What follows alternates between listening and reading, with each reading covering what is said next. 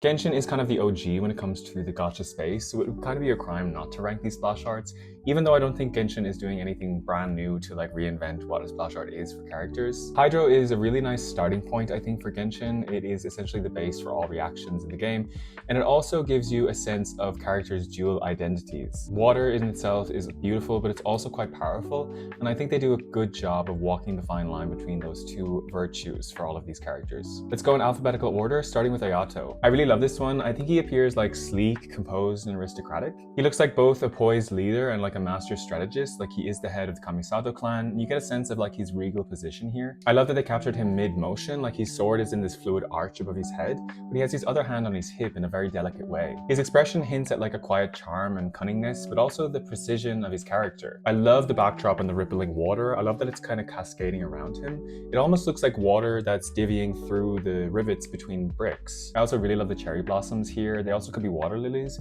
Maybe they're representative of the Kamisato clan itself. It's a really graceful, authoritative portrait of who he is as a character. It blends like a sense of diplomacy, but also like cunning efficiency when it comes to his sword mastery. I love the colors. Like I love the choice of these deep purples in his outfit. Like it really accentuates the other color stories happening around him, especially this light like pink that's rippling around him to the left. The vantage point is super interesting too. It's almost like we're looking at the surface of a pond and like Kamisato is just beneath the surface. Potentially, Ayato is narcissist in this image, like gazing at his own reflection in a pool of water. Overall, it's absolutely stunning. I especially love the water details on his weapon. This is a really strong start. I'm gonna give Ayato an S. Next up, Barbara. This art is super cute. Like it depicts her mid-twirl, like smiling brightly with her hydro vision surrounding her. She's the deaconess of the Church of Favonius, but also like a beloved idol in Mondstadt, and I think they capture that sense of youthful joy here. She radiates a sense of warmth and positivity. Like she almost looks like a virtual idol or like an idol in Tokyo or something.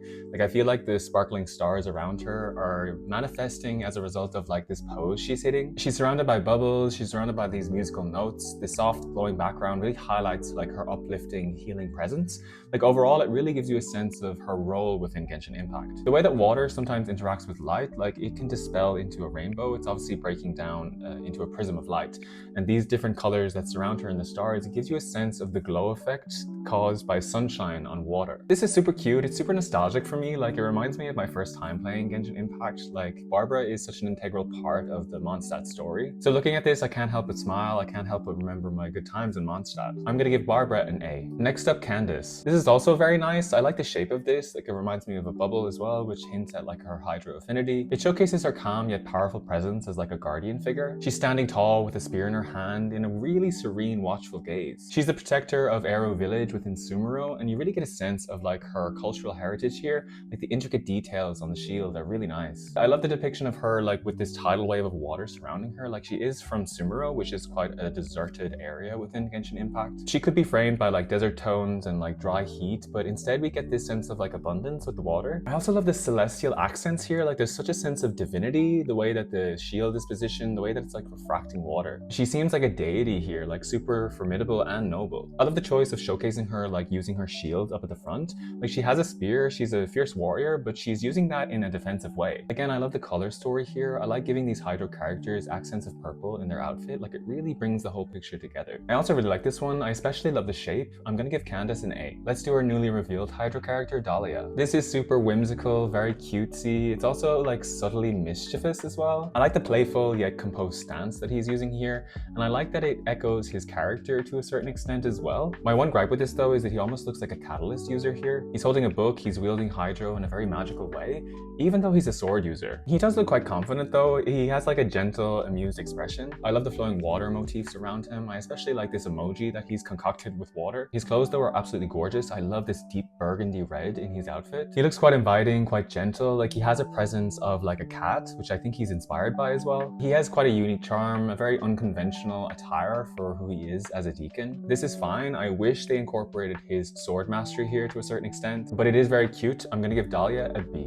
Next up, Furina. This is like the standard for what a splash art could be for the Hydro element, like she's obviously the Hydro Archon. She appears super theatrical here, super regal and full of flair. I especially love her pose. This art itself is like the perfect embodiment of like Fontaine's charismatic and mischievous nature. She strikes such a dynamic pose, like she is the center of this production right now. Really confident, smug smile. She has such a flourish to her, like she's totally in command of the stage. The scene evokes something of like a grand opera or a courtroom drama, like she's bathed in these like shimmering celestial blues. It's almost jellyfish-like. Like I love the bioluminescent accents of the purple surrounding her. It's elegant and very layered. Like I love that they've chosen to include her companions here. Like we have Crebletta and also the superintendent. There is a sense of darkness and sadness here to it though for me. At the center we have Furina as this like beacon of blue hope, but as you go closer and closer to the edges, it gets kind of murky and dark. And this kind of echoes her role and her journey in the story. She's a very flamboyant, eccentric person, but this showmanship hides like a deeper, darker truth.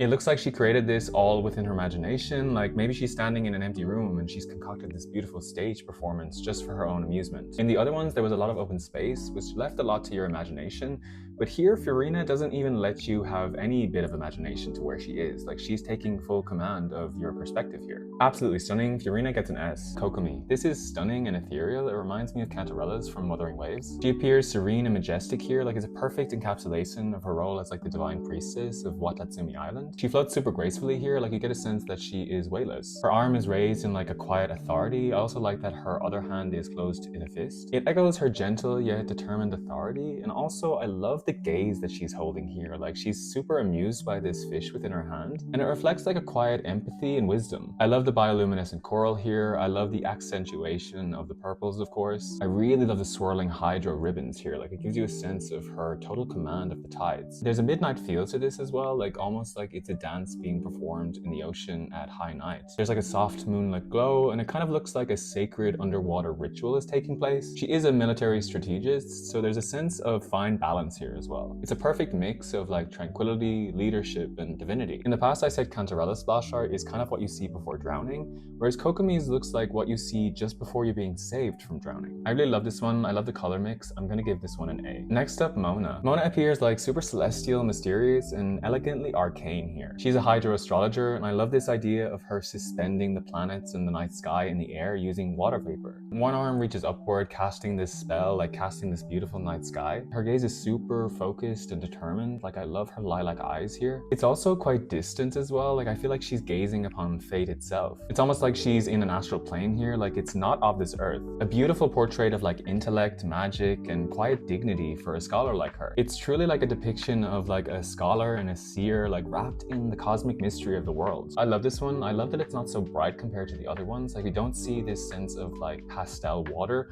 We see deep, murky purples. And for me, that makes Mona's an S. Next up, Mualani. This image like bursts with energy and charm. She's a spirited guide from Natlan, and you get a sense that she has a deep bond with the waters of Natlan. Like she's in total command of these waves. She's depicted mid-action here, like super confident expression. I love her bright eyes. You get a sense that she just loves adventure. She has a super confident grin here, and her eyes and expression, it's so bright and cheery. I love the swirling water surrounding her. I also like the way that water is kind of tinged with different colors. Like it's very graffiti, very jet set radio. There's beautiful shimmering waves. I like the glimmer of the star in the top left. The scene really captures her at her best and in her element. Even though it's not my cup of tea, I don't particularly love graffiti represented in splash art, but I do think it's like a super vibrant portrayal of her as like a joyful explorer. I'm gonna give Mualani a C. Next up, Neuvillette. Neuvillette stands super tall, stoic here, like embodying a sense of grandeur, elemental power as Fontaine's Chief of Justice. His cold, dignified gaze, like it commands respect as you're glancing at him. It reflects his role as like impartial law, like incarnate. He's surrounded by beautiful, like cascading hydro elements, like they're also orbiting him like a planet. I love the majestic court pillars that are framing him, and I also love the way the water is flowing around him with such grace and force. I love in the background we can see like an aurora borealis forming as well. Like it hints at his ancient divine nature. It really captures him as a character perfectly. I think like this is a truly show-stopping image. He's powerful, unshakable, and deeply connected to justice. An absolute knockout. Neuvillette gets an S. Next up, Nilou. Nilou really moves with like a breathtaking grace and beauty. Like she's captured Neuvillette dance here as such a devoted performer. I love her gentle smile, I love the flowing pose, like it radiates a sense of calmness and kindness. You get a sense that as she's dancing, this water is like framing her like a beautiful ribbon. This scene gives you a sense of like an ethereal stage. Like I love that she's almost floating above the water and the water is framing her at her feet like a flower. She is the embodiment of like a lotus flower or a water lily. It's beautiful, delicate, and deeply expressive. Like I think it captures her identity as a dancer very well. I'm a sucker for her character design as a whole. Like I think they really knocked it out of the park.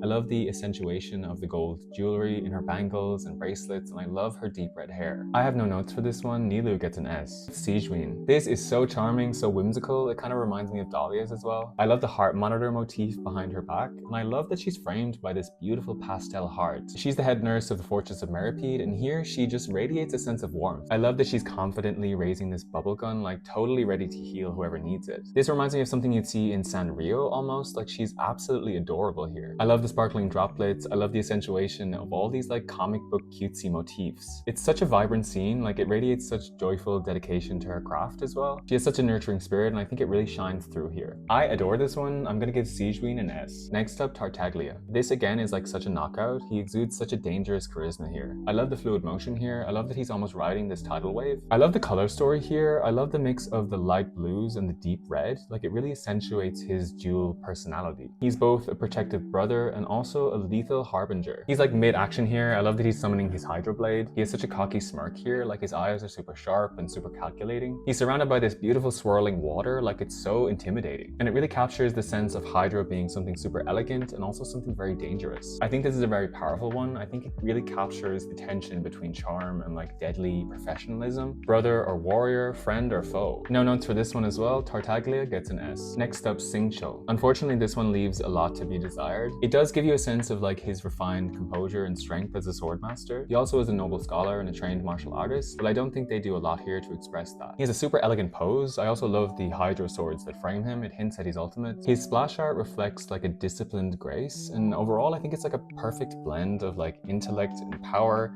It's like poetry with a hidden edge. Overall, I don't think it does more than that. I think it's quite empty. It kind of leaves everything at the surface. And for that reason, I'm gonna give Xingque a D. And finally, Yelan. Yelan's splash art is a super sleek, stylish portrayal of her as a character. It also is steeped in like mystery and danger. Like she looks quite intimidating here. And it really does capture her identity as a covert agent in Liyue. She stands super confident and commanding. I especially love her pose here. Like I don't think we've seen a character depicted in this type of pose before. Super sharp eyes and a very slight smile, which I really like. It really echoes her playstyle, to be honest. Like I see a lot of dice motifs here, I see a lot of threads, and you get a sense that she really walks a dangerous fine line, like she's walking on these thin threads. I also like using a dice roll here to represent her as a character. Like she's dangerous, it's almost like you're betting your life on a dice roll. I love that she's framed by this cool spotlight in the background as well. Like it really frames her in a beautiful way. It's almost something you would see in like a noir thriller. Very calculated, very elegant, but also quite lethal. Yelan always moves with like a deliberately calculated control, always in the shadows, but never unnoticed.